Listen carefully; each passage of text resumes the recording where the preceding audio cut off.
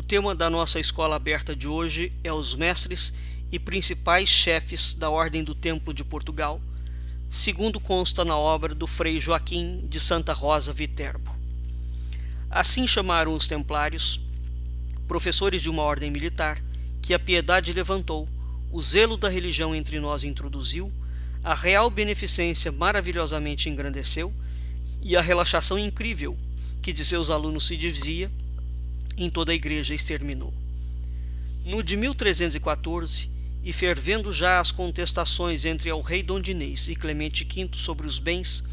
que foram dos templários, querendo o pontífice dispor deles a seu arbítrio, e protestando o rei que só a real coroa pertencia ao pelo direito reversivo, não existindo jamais a intenção, causa e motivo porque dela se haviam desmembrado, e porque seus vassalos lhes haviam legado ou concedido, fez o soberano tirar uma larguíssima inquirição, que se guarda original na Torre do Tombo, sobre os usos, costumes e jurisdições dos templários, e sobre as preeminências que os senhores reis de Portugal tiveram sempre sobre essa ordem.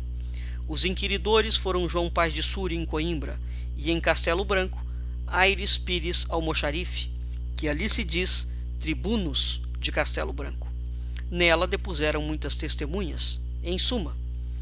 as testemunhas que sempre ouviram dizer, e fora, e era fama, a crença na terra, que, tendo o conde Dom Henrique guerra com os mouros, os freires tempreiros vieram a ele,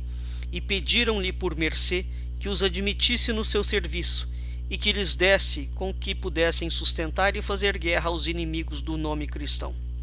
Outros, porém, disseram que não sabiam se os tempreiros foram do conde. Concordaram, porém, todas em que eles fizeram a mesma petição a el rei Dom Afonso I,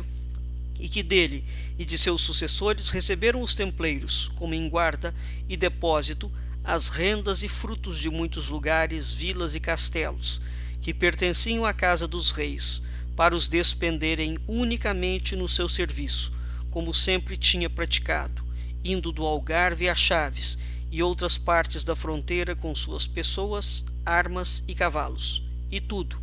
e sempre à sua própria custa, como eles mesmos tinham visto.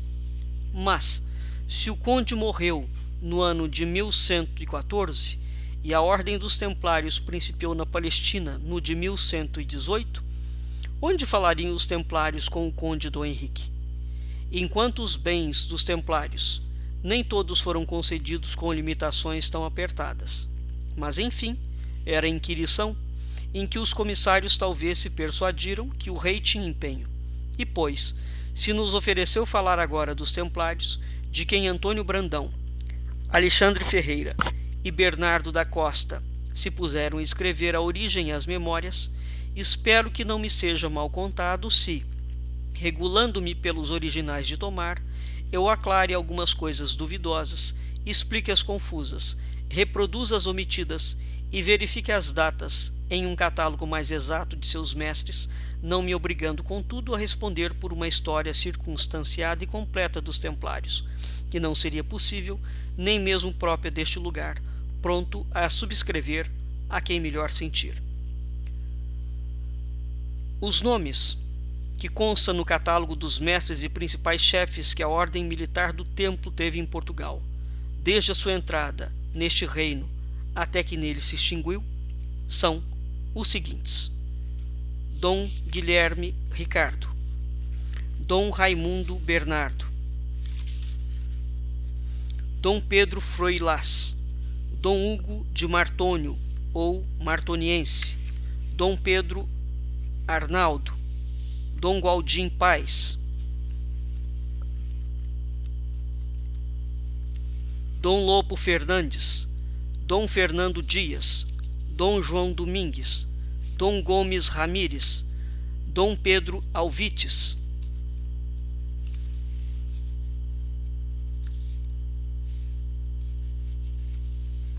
Dom Pedro Anes, Dom Martim Sanches, Dom Estevão de Belmonte, Dom Guilherme de Fulcon, Dom Rodrigo Dias, Dom João Escritor, Dom Martins Martins, Dom Pedro Gomes, Dom Paio Gomes, Dom Martinho Nunes, Dom Gonçalo Martins, Dom João Anes, Dom Bertrão de Valverde, Dom João Fernandes, Dom Afonso Gomes, Dom Lourenço Martins, Dom Vasco Fernandes. Estes são os nomes dos mestres da Ordem do Templo de Portugal. Até o próximo Escola Aberta.